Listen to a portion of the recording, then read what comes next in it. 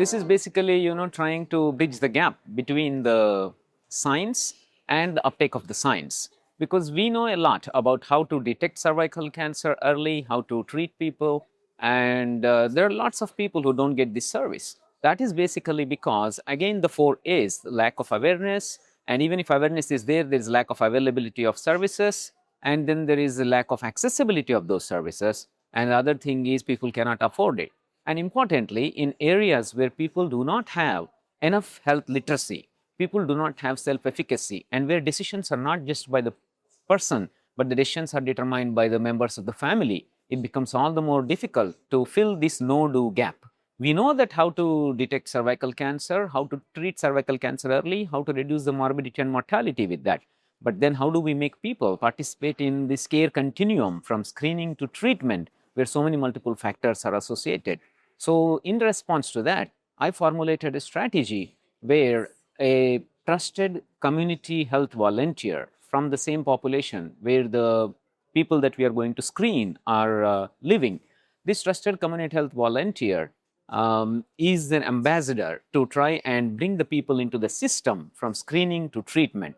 So the community health volunteer basically first participates in the study. She herself gives her vaginal swab, self-collected vaginal swab, and demonstrates to the rest of the community that it is doable, that I can participate, so you can. And not only this, because as I mentioned earlier, the decision of trying to undergo a test for the cervical cancer, the decision to follow up to the next steps like colposcopy, the biopsy, the treatment, is not just related to the woman. It's also related to what the family feels, what the husband feels, what the brothers or the sisters feel, what the mother says. So there are lots of factors apart from the individual that come into decision making, the shared decision making. And in such cases, it's important that you also onboard the family in the decision making process. So this community health volunteer actually not only counsels the individual who is supposed to be the participant for the screening, but also the family. And to make it appear that, not only appear, but also to ensure that we are not just looking at cervical cancer as a standalone entity, but trying to address the holistic healthcare of the individual as well as the family, we offer screening, extended screening for the common diseases like hypertension, diabetes, anemia, thyroid, which are commonly prevalent conditions, not only to the woman who is supposed to be screened, but also to the family. This is to ensure that the comprehensive healthcare package embeds within itself the screening for cervical cancer. And when you have the entire family participating in something related to health, the probability that the acceptance for the participation and acceptance for the rest of the stages that the woman has to go through in terms of screening to treatment continuum is more. So this is the ideology we used. And once the woman is subjected to the cervical vaginal swab self-collected, and then the sample is processed, if the test result comes to be positive, what we are testing is high-risk HPV DNA, like DNA of the high-risk HPV genotype viruses like 6, 11, 16, 18, 31, 45, and so on. The most common are 16 and 18, responsible for 70% of the cancers. Now, if you detect any one of these genotypes in the vaginal swab, then the woman has to undergo the next logical step called colposcopy. But that's a big barrier, the mental barrier the woman has to overcome, and then the family has to decide. And if you just leave it at that, the woman would never come up for colposcopy. And that is what happens. In most low middle income countries, only 40% of the women who are tested high risk HPV DNA positive come for colposcopy. Now, because this healthcare worker embedded in the community goes to the household, counsels the participant, counsels the family members, clears their doubts, and motivates them, and also provides transport connected to the hospital that is part of this research to ensure that the woman gets free transport to the center for the colposcopy. And these women from the rural areas, they find it difficult to navigate through different places in the hospital. This community health worker acts as a chaperone, trying to navigate through various systems in the hospital, make it easy and convenient for the participant to go to the right doctor, get the colposcopy done.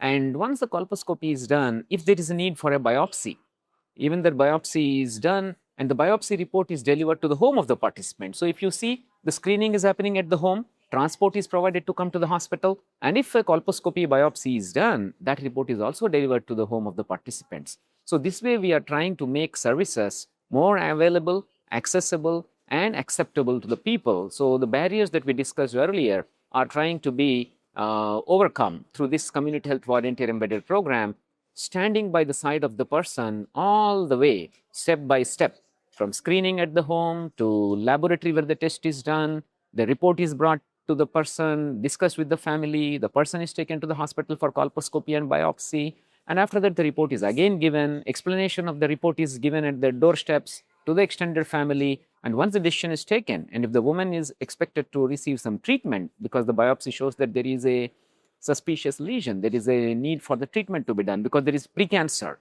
then the treatment is also facilitated by the provision of transport and the health worker, and the doctor explains everything. So if you see, there is hand holding, there is a compassionate type of support, and there is a provision of transport, and the decision making is shared with the individual, the health worker, the doctor, and the family, making it that much more easier for the self-efficacy of the person to become confident. Yes, I can take this bold step to overcome these barriers and go for the treatment. So that is what we have done. And what we have seen with this is, usually in India, the uptake of screening is only 2%. But with this model, because in a village or in a community, when you are implementing this strategy, the word spreads that how these people are caring, how these people have a continuum of care seamlessly integrated, how these people take us from the doorstep to the hospital and back. And over a period of time, the participation increases. And we have seen 93% of the people that we have approached for the screening participate in our program. So that is way more than the national average of 2%. The WHO says at least 70% of the eligible women should be screened. So we met that target by reaching 93%. And the other hurdle is, if you screen people, the next thing is how many of them actually come for colposcopy. As I told earlier, only 40% come. What we found was more than 70% came for colposcopy because we allayed their anxiety. We gave them the transport. We handheld them. We helped them navigate through the complex systems in the hospital. And we got 70% to colposcopy. And after colposcopy, if there was a need for a biopsy, and if a biopsy was done, WHO says almost all the people who have tested positive for the biopsy, where it shows that there is a precancer or a cancer, they should undergo treatment. In our case, we got all 100% of the women accept the treatment and undergo the treatment. So if you see, with this doorstep model anchored on community healthcare worker, not only screening for the HPV DNA, screening for other non-communicable diseases, not only screening the individual, screening the entire family for the other non-communicable diseases, trying to ensure that we break the barriers of availability, accessibility, affordability, and helping shared decision making, being there with them and helping them understand things very clearly, dispelling on their myths, has helped in maintaining, the high uptake rate, as well as ensuring that they get all the care as part of the care continuum in cervical cancer, and achieving 90% screening uptake, 70% colposcopy, and 100% linkage to treatment. So this is what is, translating whatever is expected to be done, what is mentioned in guidelines, what is recommended, and what actually is happening on the ground. From 2% to 90% uptake is what we have achieved with the program that I just described.